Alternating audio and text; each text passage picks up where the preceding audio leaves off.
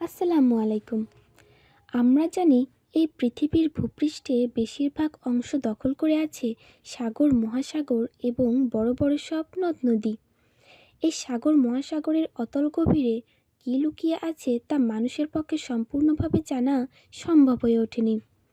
প্রত্যেক বছর সমুদ্রের তলদেশ থেকে বেরিয়ে আসে নতুন নতুন সব আবিষ্কার।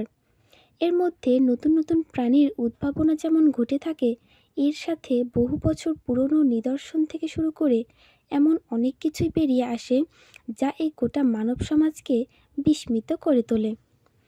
এর মধ্যে অনেক কিছুই বিজ্ঞানীরা বের করতে পারলেও এমন অনেক কিছু রয়েছে যার পেছনে রয়েছে যুগ যুগ ধরে গবেষণা। আজ আমাদের এই ভিডিওটি পানির নিচে থাকা 5টি রহস্যময় উদ্ভাবনা দিয়ে তৈরি। নাম্বার 1, সবচেয়ে প্রাচীন জাহাজের ধ্বংসাবশেষ।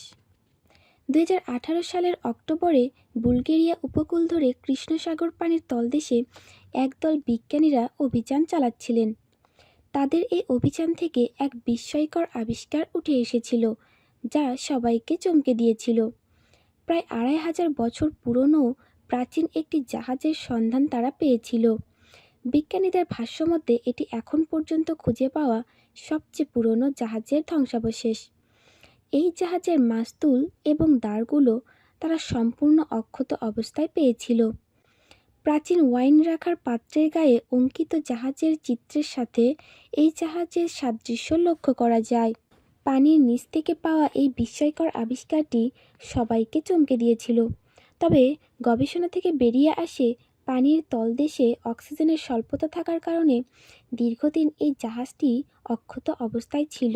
Number 2, Thonis Heracleion. প্রাচীন মিশরীয়দের কাছে থনিস হেরাক্লিয়ন নামে পরিচিত এই শহরটি 1200 বছর ধরে পানির নিচে ঢাকা ছিল। মধ্যসাগরে মাত্র 30 ফুট পানির নিচে আবিষ্কার করা হয়েছিল এই প্রাচীন শহরটি।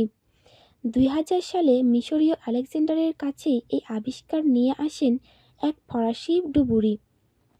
ধারণা করা হয় এই শহরটি দাঁড়িয়েছিল একটি পিলারের উপরে। পরে পিলারটি নষ্ট হয়ে গেলে শহরটি পানির নিচে তলিয়ে যায়। নাম্বার 3, সাগরতলে রেলগাড়ি সমাধি।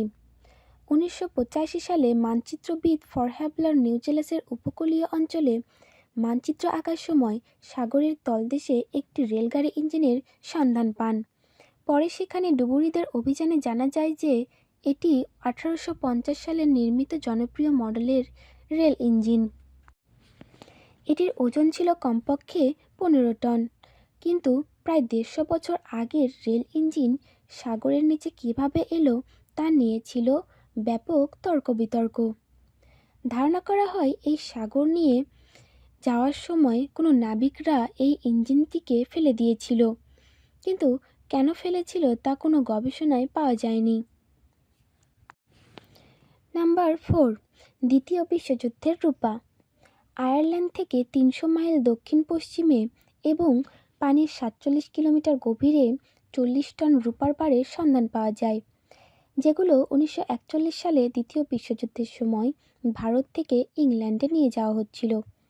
দুর্ভাগ্যক্রমে একটি টর্নেডো জাহাজ আঘাত হানলে জাহাজটি তলিয়ে যায়। Number 5, ice finger of death. এইবারের এই ঘটনাটি হরর মুভির মতো অতি প্রাকৃতিক মনে হলেও বাস্তবে কিন্তু এটি ঘটে থাকে। বিজ্ঞানীদের মতে একে বলা হয় প্ল্যানিঙ্কাল। সমুদ্রপৃষ্ঠে তলদেশে বরফ মানুষের হাতের মতো করে এর তলদেশে ছড়িয়ে যেতে থাকে। 1960-এর দশকে একদল বিজ্ঞানী এই প্ল্যানিঙ্কাল নামক ঘটনাটি সম্পর্কে জানতে পারে। মেরু অঞ্চলের ভাসমান বরফের পানির চরের নিচেই মূলত এই ঘটনাটি ঘটে থাকে। এই বরফগুলো যখন নিচের দিকে ধাবিত হতে থাকে তখন এর মধ্যে পড়ে যাওয়া প্রাণীগুলো মারা যায়। এর কারণে বিজ্ঞানীরা এটিকে আইস ফিঙ্গার অফ ডেথ নামে আখ্যায়িত করেছে। তো বন্ধুরা, ভিডিওটা কেমন লাগলো কমেন্ট করে জানাতে ভুলবেন না। Thanks for watching this video. আল্লাহ হাফেজ।